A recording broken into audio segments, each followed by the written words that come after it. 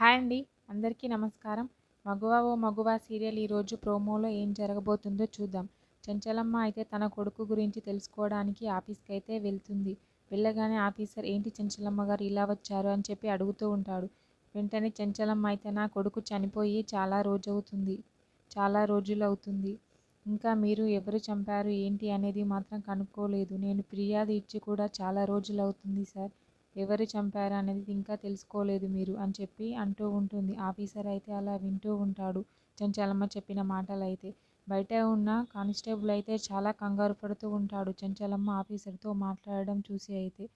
వెంటనే ఆఫీసర్ అయితే సరే చెంచలమ్మ గారు ఎవరు చంపారు ఏంటి అనేది నేను కనుక్కుంటాను అని చెప్పి అంటూ ఉంటాడు. 2 రోజుల్లో మీకు మీ కొడుకుని ఎవరు చంపారు అనే విషయాన్ని నేను కనుక్కొని చెప్తాను అని చెప్పి అంటూ ఉంటాడు. సరే అని చెప్పి చెంచలమ్మ అక్కడి నుంచి వెళ్ళిపోతూ ఉంటుంది.